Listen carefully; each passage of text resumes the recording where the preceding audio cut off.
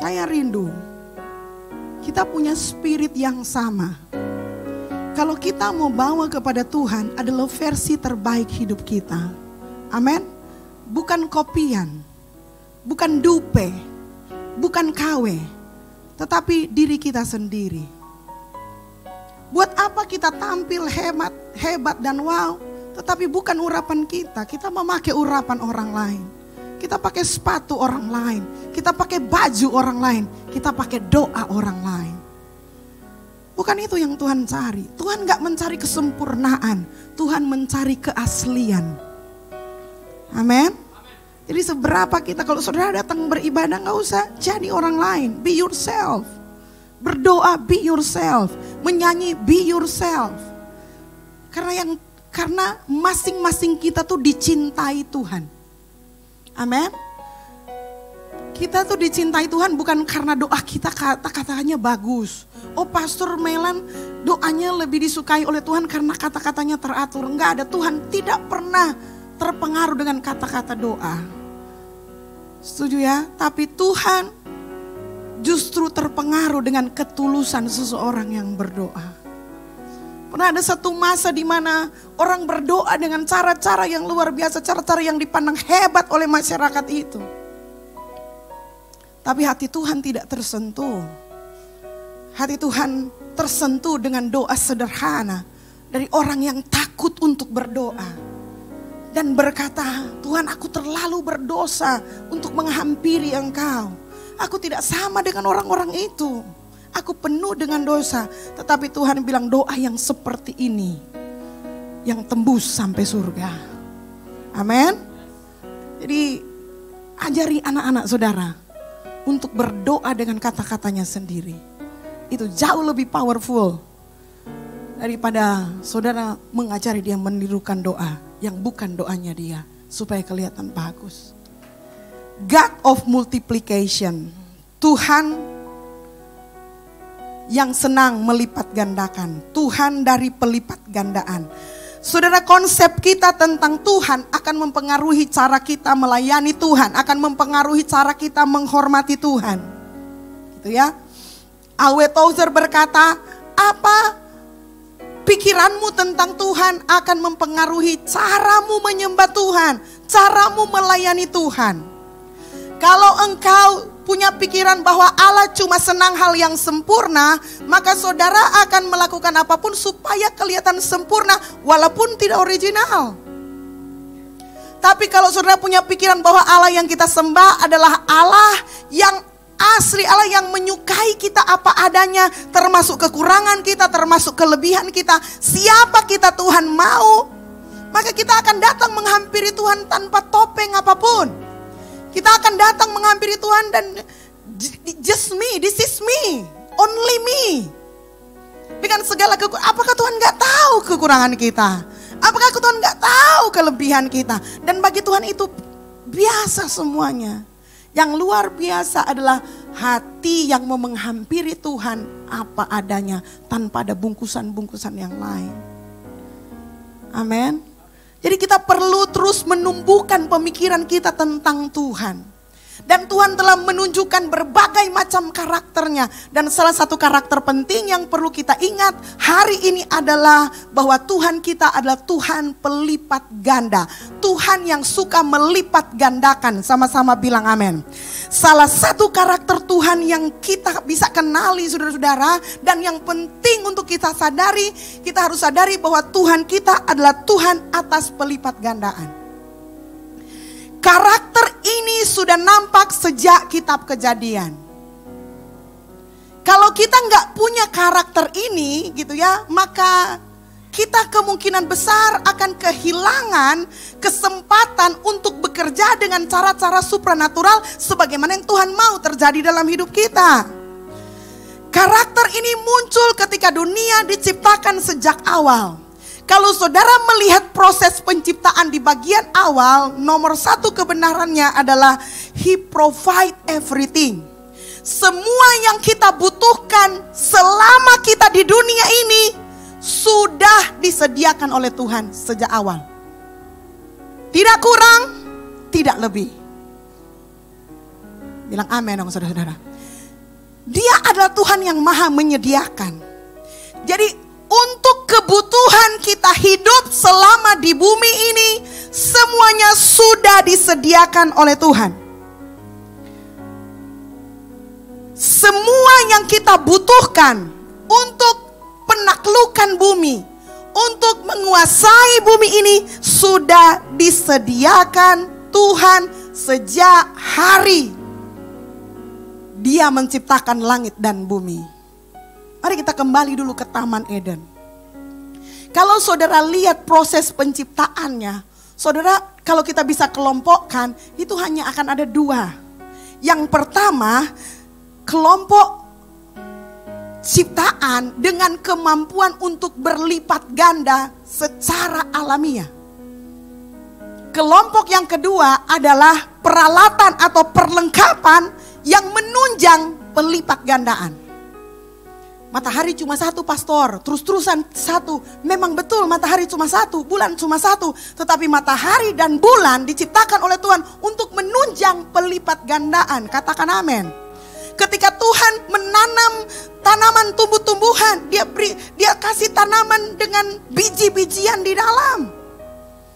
Dan biji-bijian itulah yang membuat kita bisa makan sampai hari ini. Karena Tuhan membuat segala sesuatunya dengan kemampuan alamiah untuk berlipat ganda. Because our God is God of multiplication. Jadi karakter ini sudah nampak dari awal. Sayang sekali kalau saudara tidak menyadarinya. Apakah saudara setuju kalau Tuhan kita adalah Tuhan yang melipat gandakan segala sesuatunya? Amin. Kita satu hati dulu di sini ya. Tuhan adalah Tuhan yang melipat gandakan segala sesuatu. Barang yang lain, bahan yang lain diciptakan oleh Tuhan itu untuk menunjang pelipat gandaan. Amin. Apa buktinya, pastor? 1. Kejadian 1 ayat 11. Ini yang paling penting. God provide the seed. Semua benih itu datangnya dari Tuhan. Sama-sama bilang datangnya dari Tuhan. Berfirmanlah Allah, hendaklah tanah menumbuhkan tunas-tunas muda, tumbuh-tumbuhan yang berbiji, segala jenis pohon buah-buahan yang menghasilkan buah yang berbiji, supaya ada tumbuh-tumbuhan di bumi, dan jadilah demikian. Siapa pernah makan apel? Ayo ya. Siapa yang beli apel, dia sudah tahu berapa biji di dalam? Enggak tahu, pastor, malah ada yang apel enggak ada bijinya. Gitu ya. Misteri ilahi. Enggak ada yang tahu kecuali manggis ya, melambangkan buah kejujuran. Itu pun masih bisa meleset. Kita enggak pernah tahu, tapi biji ada di situ. Apakah kita makan biji? Enggak, biji buah-buahan. Kita mungkin makan biji-bijian tertentu, tapi Tuhan enggak izinkan kita untuk makan semua biji. Karena semua biji itu adalah modalitas pelipat gandaan selanjutnya. Tuhan bilang kamu boleh makan dagingnya, kamu boleh makan buahnya, tapi bijinya jangan ditelan juga. Taburkan kembali supaya kamu bisa makan apel lagi. That's it. Pelipat gandaan. Ketika kamu makan satu apel, kamu akan menemukan 2 atau 3 biji di dalamnya.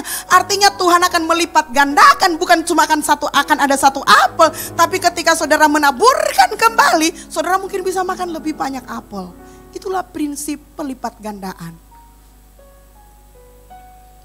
Dan tahukah saudara bahwa semuanya berasal dari benih, sama-sama bilang benih, yang sederhana, yang kecil.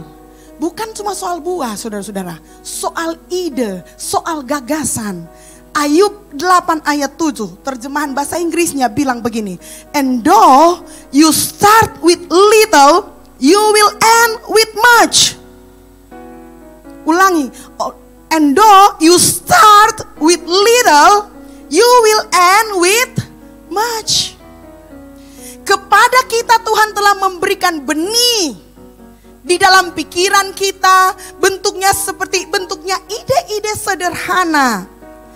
Artinya begini, Alkitab mengajarkan kepada kita semuanya itu dimulai dari hal yang sederhana, yang kecil atau yang biasa-biasa saja.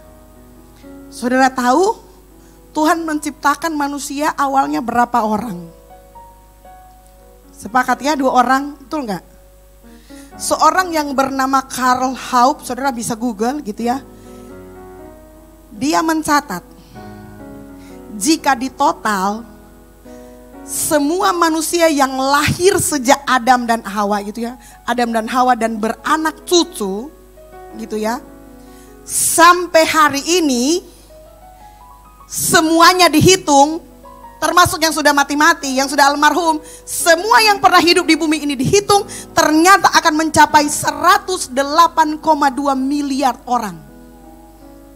Yang hidup di bumi saat ini cuma 7-8 miliar. 100 miliar lebih sudah meninggal dunia.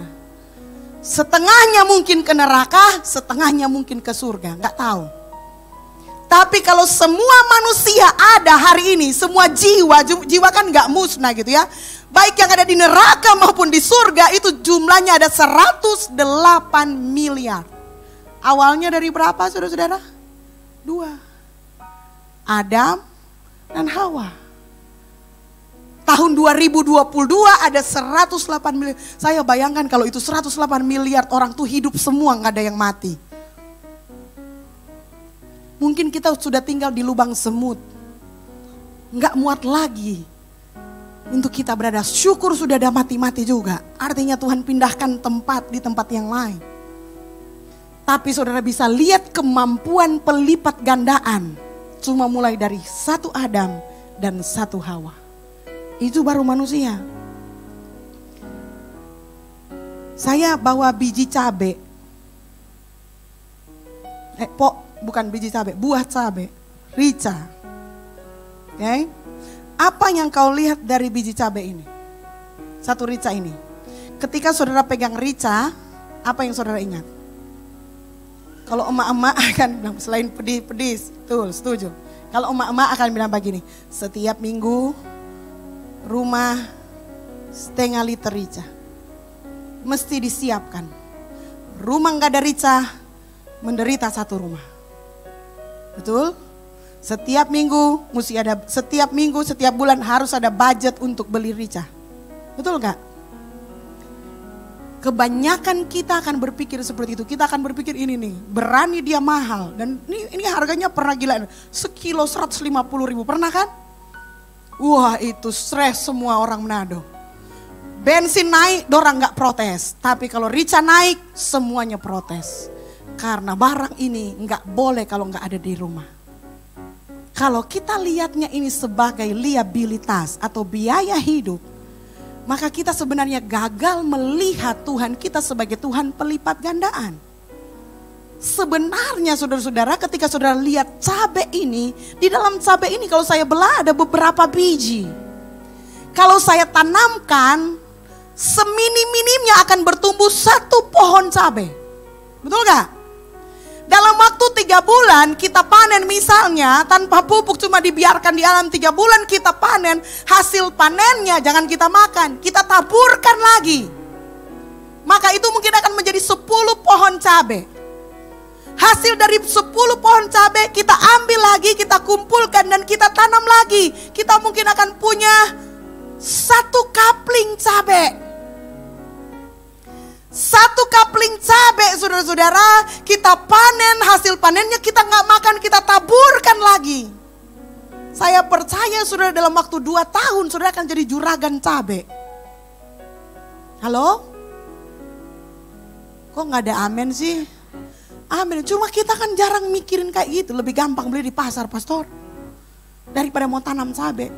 Kenapa? Karena kita lupa bahwa Tuhan kita adalah Tuhan yang melipat gandakan segala sesuatu. Kalau engkau cuma melihat biaya, saudara mungkin gak lihat potensi yang bisa dihasilkan dari ini. Kalau semua orang punya budget untuk membeli rica, mengapa kita tidak menanam rica supaya orang bisa beli rica kepada kita? Berlaku hukum pelipat gandaan. Tapi kan saya bukan petani dan lain-lain sebagainya. Inilah sebuah pelajaran ilustrasi bahwa segala sesuatu dimulai dari benih kecil. Kesuksesan, bahkan begini saudara, saya sangat percaya kesuksesan hidupmu itu sudah, benihnya sudah ada dalam alam pikiranmu. Bilang amin dong saudara-saudara ya. Kesuksesan dirimu, benihnya itu mungkin sederhana sudah ada dalam dirimu. Dan jadi masalah karena iblis tahu bahwa kamu punya potensi dengan ide itu untuk berhasil. Dan dia akan mensabotase dengan berbagai macam cara supaya ide itu hanya tinggal ide dan gak pernah jadi kenyataan. Gimana ceritanya? Contohnya begini saudara-saudara. Mungkin saudara punya satu waktu gitu ya. Saudara dapat sebuah ide sederhana. Saya pengen bikin rumah kopi, paling gampang lah, rumah kopi ya. Wah saudara mulai mikirkan, iya gampang, kayaknya orang kalau punya rumah kopi itu kayak gini.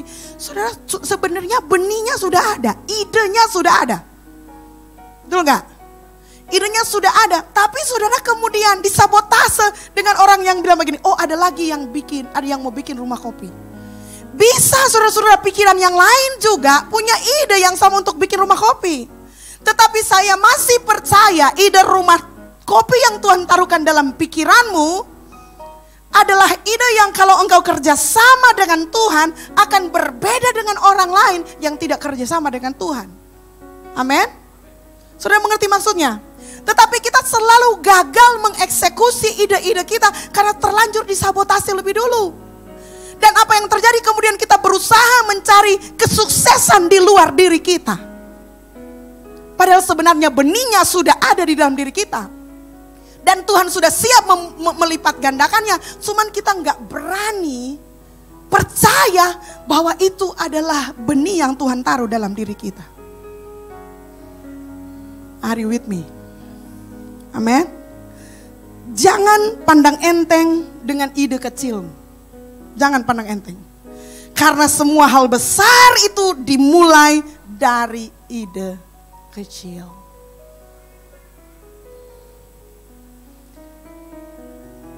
Walt Disney, siapa yang gak kenal?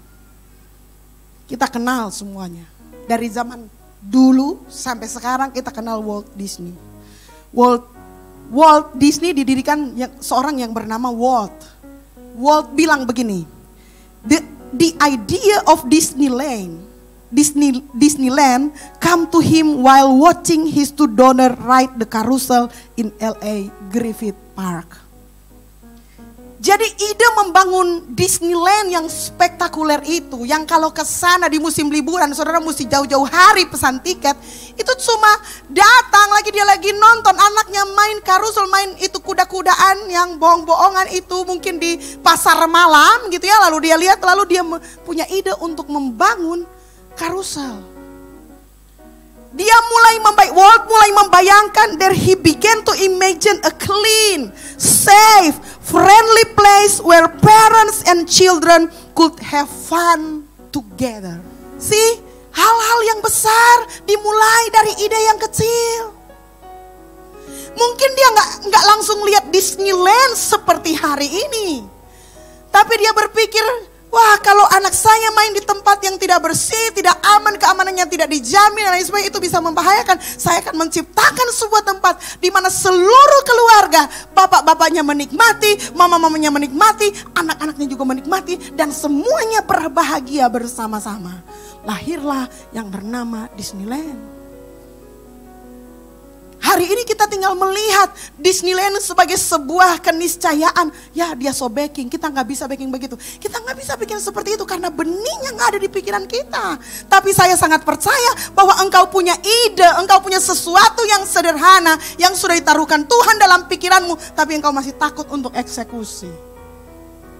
Padahal mungkin saja, sangat mungkin, mengapa itu ditaruh di pikiranmu? Karena Tuhan sedang bekerja di dalamnya, menunjukkan kepadamu bahwa kamu sebenarnya punya modalitas yang cukup untuk berhasil. Yang penting engkau percaya bahwa Tuhan sanggup melipat gandakannya. Amin. Wow. Percaya bahwa di seluruh pikiran kita, Tuhan bekerja menaruhkan benih-benih di dalamnya. Saya pengen buka perusahaan onde-onde internasional. Why not? Orang akan tertawa akan. Right bersaudara. Besar dengan orang punya tertawa akan. Jangankan right bersaudara. Nabi Nuh saja ditertawakan oleh banyak orang saat itu.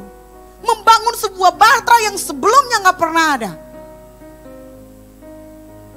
Tapi Tuhan menaruhkan di pikiran kita.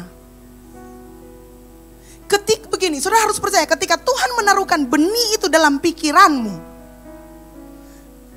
maka sebenarnya Tuhan sudah siap melipat gandakannya, membantu engkau mensukseskannya. Tapi seringkali kita gak berani eksekusi, karena sudah disabotase sama setan lebih dulu. Gak bisa lah, alah idenya kayak gitu. Kita yang punya ide, tiba-tiba kita menjadi tukang editor ide. Saudara mengerti maksudnya? Ide sederhana, kalau saudara sembeli terus menerus, lama-lama mati. Dan saudara tahu, tebak apa?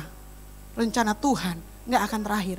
Kalau you tidak mau dipakai sebagai sel untuk menetaskan ide-ide hebat kerajaan Allah, Tuhan akan pakai orang lain yang siap mengeksekusi benih yang ditaruh oleh Tuhan.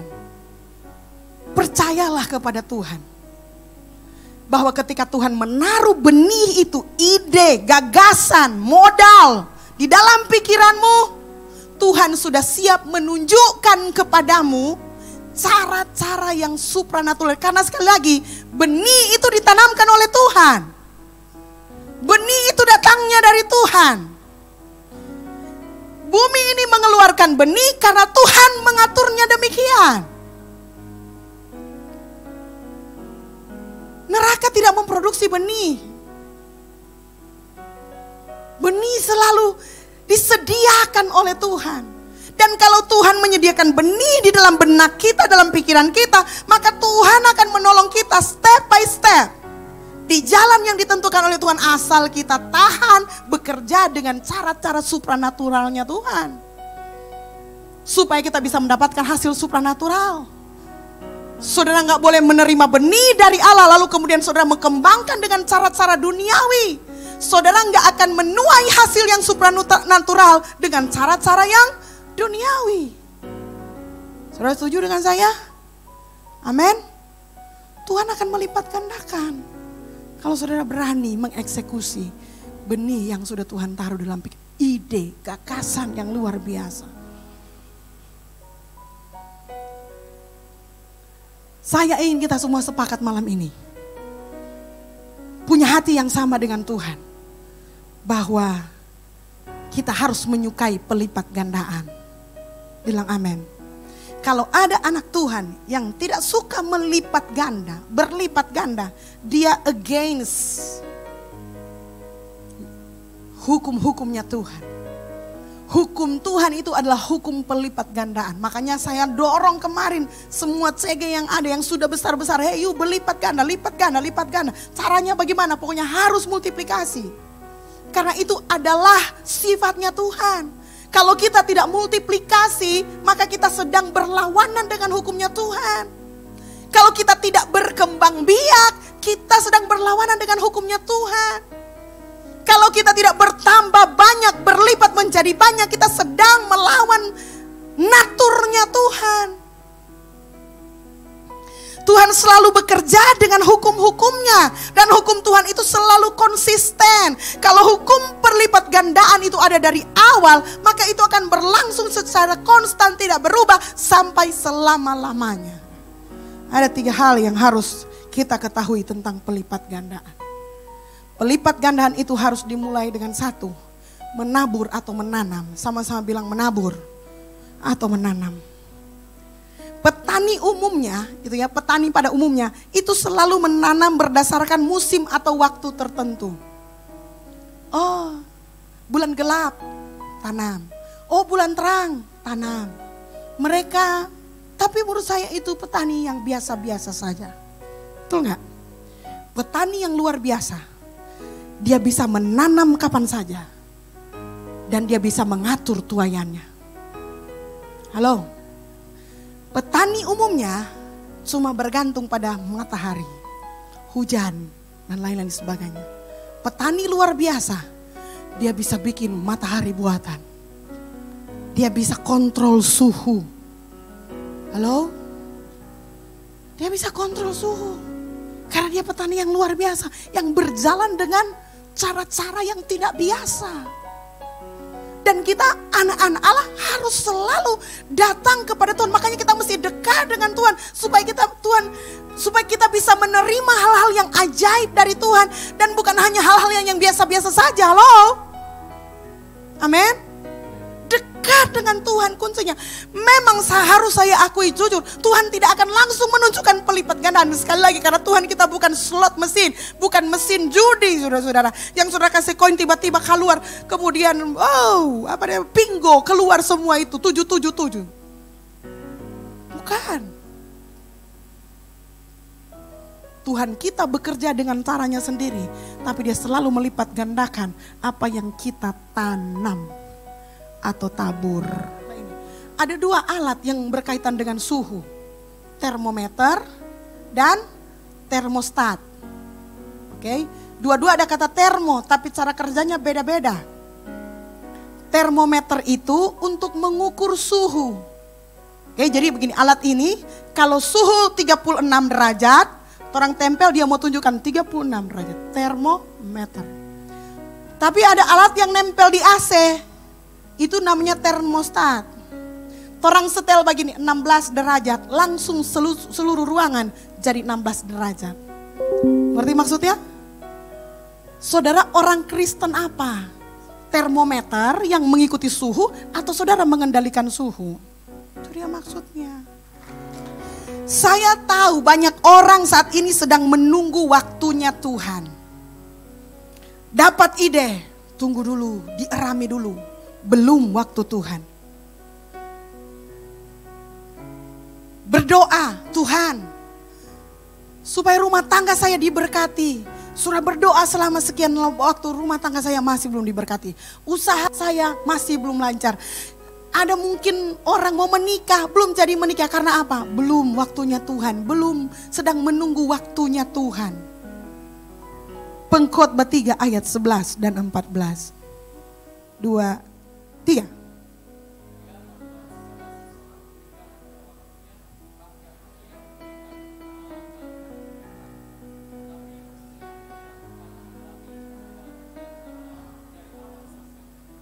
Ayat 14.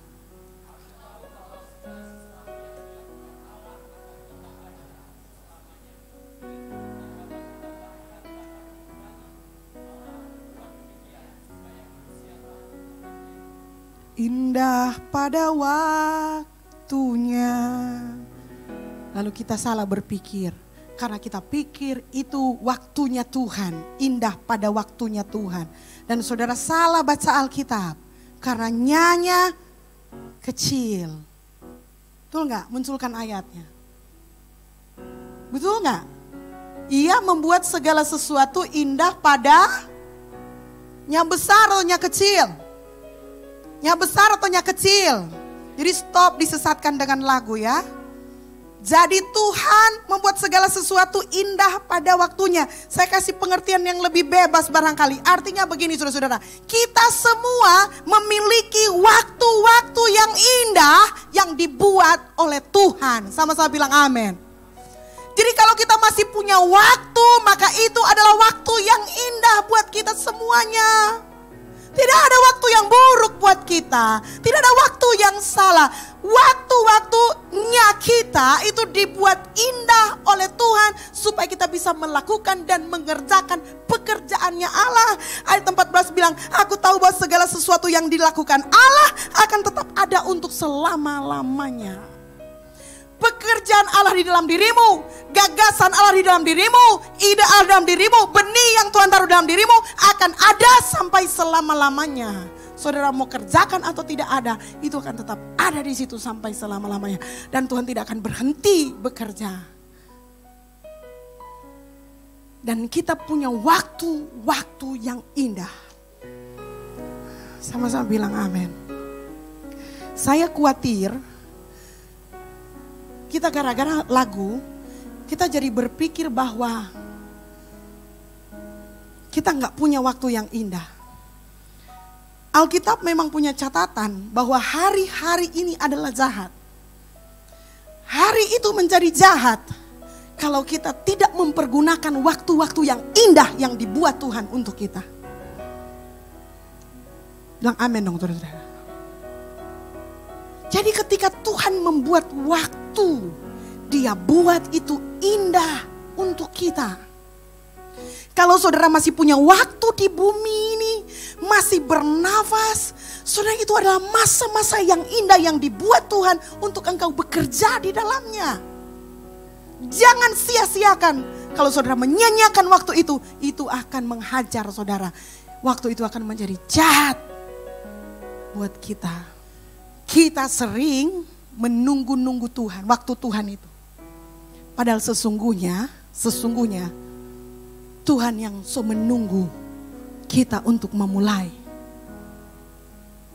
Jadi jangan tunggu le. Belum waktu Tuhan. Ini bukan soal belum waktu Tuhan. Tuhan selama menunggu. Kenapa kamu gak mulai melangkah? Kenapa kamu gak start dengan ide-idemu yang luar biasa itu? Hei, kira-kira begini, Tuhan sudah siap melipat gandakan segala sesuatunya. Tuhan sudah siap untuk memberkati engkau. Tuhan sudah siap dengan cara supranatural, karena itu naturnya Tuhan, kan itu siapnya Tuhan. Dan Tuhan tunggu-tunggu, kenapa dia belum bergerak? Setelah bagus cek, dia bilang, oh lagi tunggu waktu Tuhan. Tuhan bilang begini, sokase pangan itu waktu-waktu yang indah, kenapa kan anda kerjakan? Halo, stop penundaan. Start, do something. Siapa yang suka nonton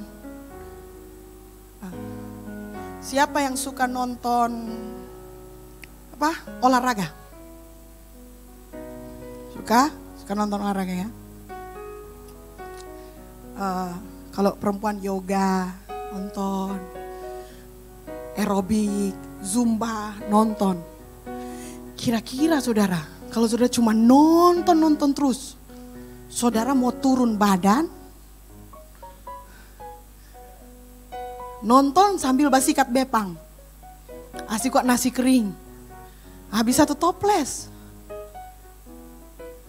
Halo, sudah mengerti maksudnya? Bergerak. Kalau saudara mau turun badan, putar kok saudara bergerak. Hari itu juga.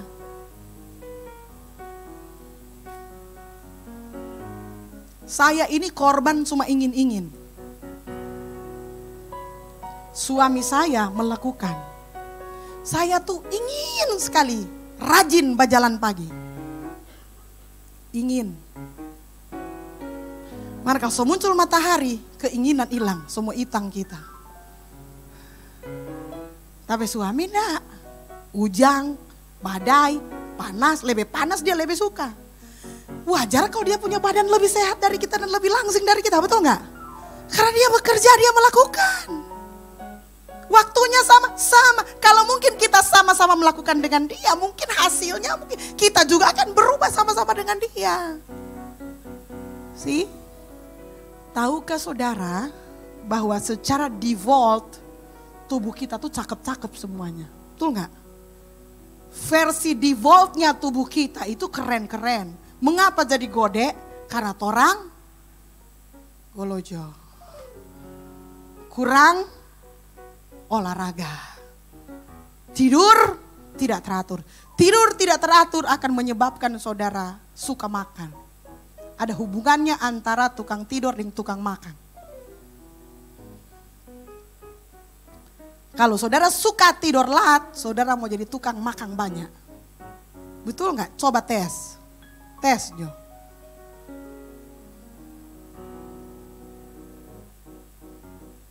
Jadi jangan tunda-tunda. Sama-sama bilang jangan tunda-tunda. Start planting now. Start menabur sekarang. Start untuk mulai, jangan tunda-tunda. Yang kedua saudara-saudara, Yohanes 12 ayat 24. Whenever I need, I plant a seed. Kalau saya membutuhkan sesuatu, mulailah dengan menanam benihnya lebih dulu. Yohanes 12 ayat 24 ini Yesus berkata demikian.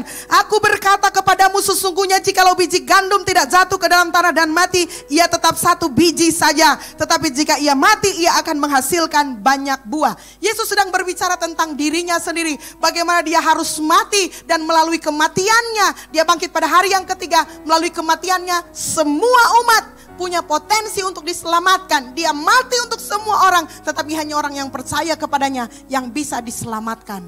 Itu maksudnya dari ayat ini. Whenever I need, I plant a seed. Kalau saudara punya kebutuhan-kebutuhan khusus, mulailah dengan menanam sesuatu. Betul nggak saudara-saudara? Apapun yang kau butuhkan hari ini, mulailah menabur, Saudara butuh mangga hari ini, tanamlah mangga. Saudara butuh uang hari ini, tanam, berinvestasi hari ini. Satu hari saudara-saudara, ini kisah nyata. Satu hari ada seorang wanita yang sakit keras. Sakit yang mungkin sulit disembuhkan. Dia sudah berdoa untuk kesembuhannya sangat lama. Sampai satu saat dia dengar ada anggota gereja lainnya yang masih anak-anak sedang sakit dan minta dukungan doa. Waktu dia mendengarkan itu seharusnya yang muncul dalam pikirannya adalah begini. Oh, dan kita lagi doakan, kita lagi selama sakit. Tapi entah bagaimana hari itu dia seperti mendengarkan suara roh yang berkata, doakan kesembuhan anak itu. Yang mana dia sendiri masih dalam keadaan sakit. Lalu ia mendoakan dengan sungguh-sungguh. Yang cuma satu kali berdoa, dia puasakan dalam keadaan sakit. Dia puasakan khusus anak itu sampai anak itu benar-benar sembuh. Lalu kemudian dia terus berdoa. Bukan lagi untuk anak itu, tetapi untuk semua orang sakit di gerejanya yang dia dengar, dia mulai doakan. Dan dia terus berdoa dan orang-orang lain mulai disembuhkan. Dia mulai jadi pendoa khusus orang sakit. Sampai satu waktu dia sadar bahwa dia semakin hari semakin sehat. Halo, kita sering berpikir orang yang sakit butuh kesembuhan, berhak atas doa-doa orang lain. Tapi lewat peristiwa ini kita mengajar, kalau engkau menghendaki kesembuhan, menaburlah doa kesembuhan bagi orang lain. Dan Tuhan akan menyembuhkan engkau. Katakan amin. If you need something, start plan right now. Bilang amin. Karena hukum yang Tuhan ajarkan adalah apapun yang saya tabur, itulah yang akan saya tuai. Galatia 6 ayat 7. Jangan sesat, Allah tidak membiarkan dirinya dipermainkan, karena apa yang ditabur orang, itu juga yang akan dituainya. You reap what you sow.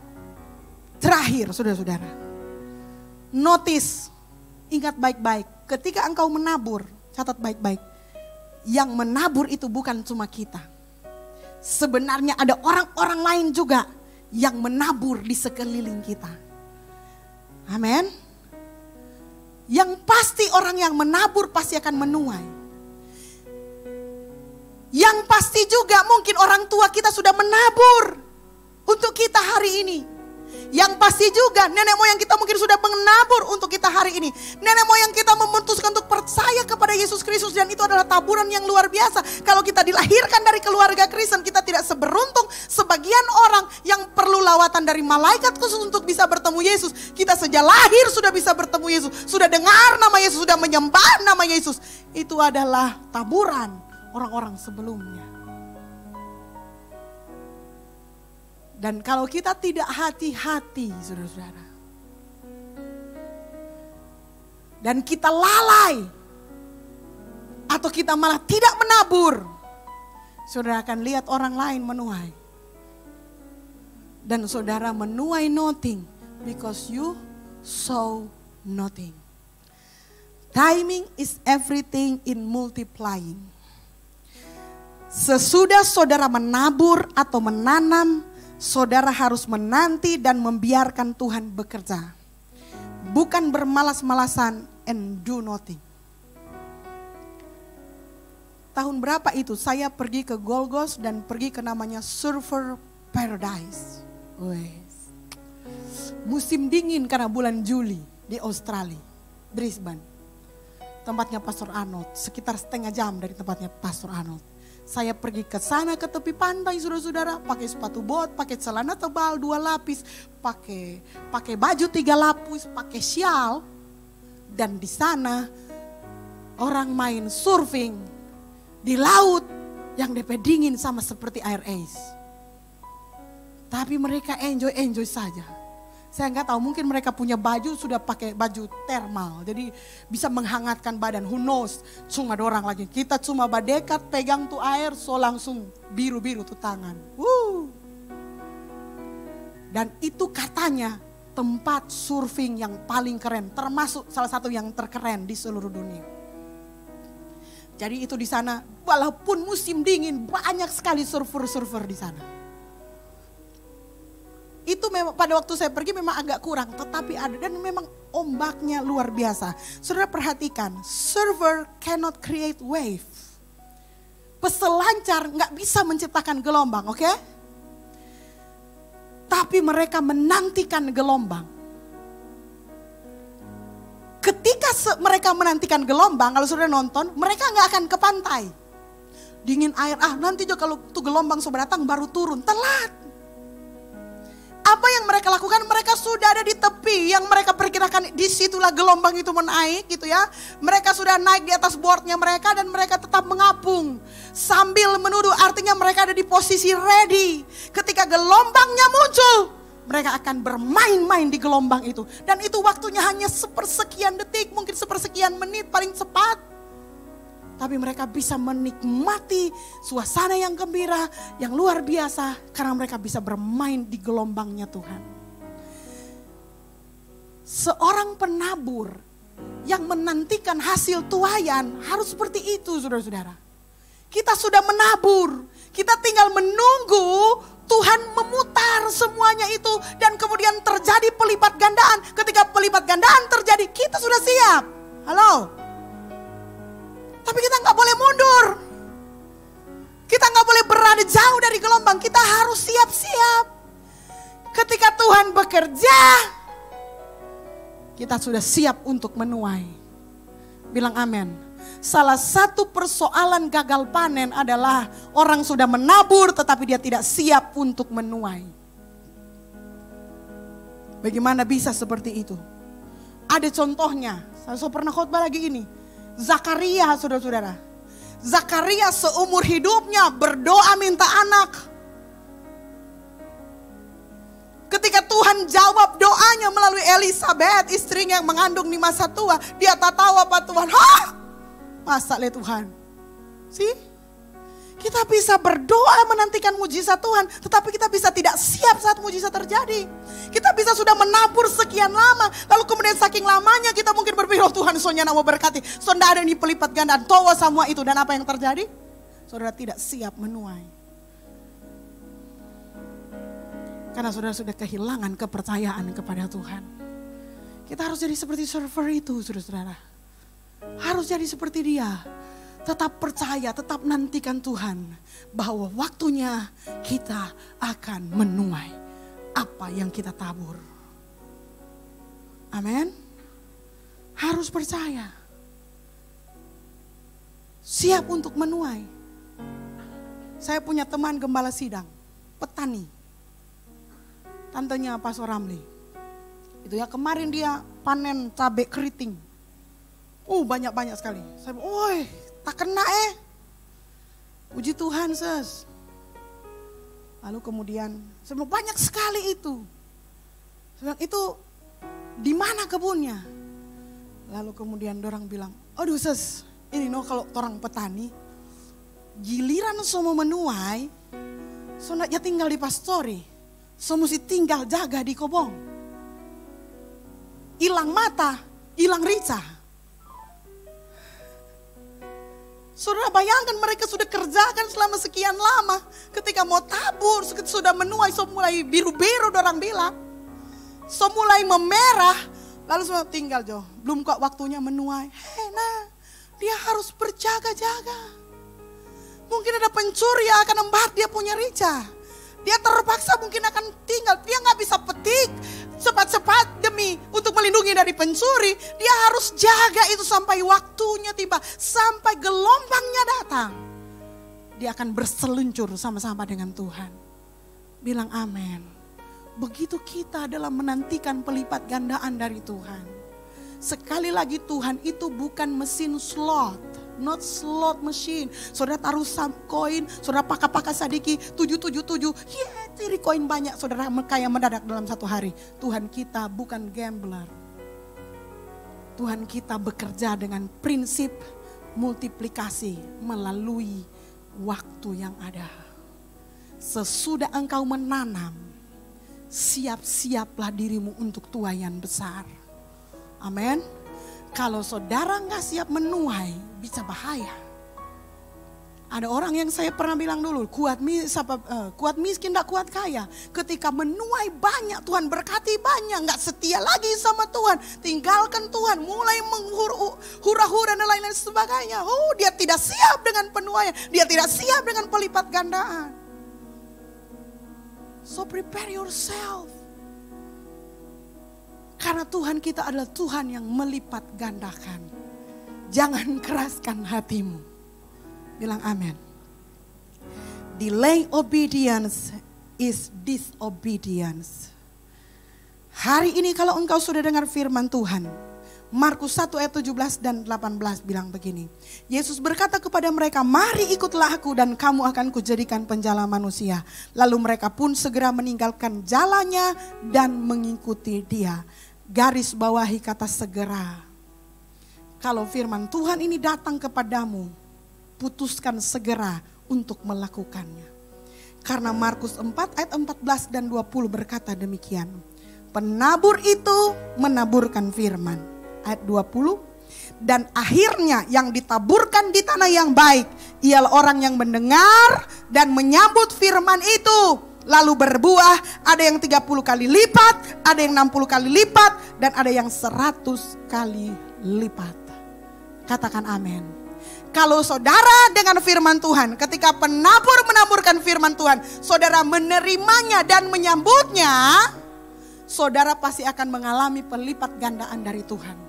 Ada yang 30 kali lipat, ada yang 60 kali lipat, ada yang 100 kali lipat. Tergantung kesiapanmu. Katakan amin.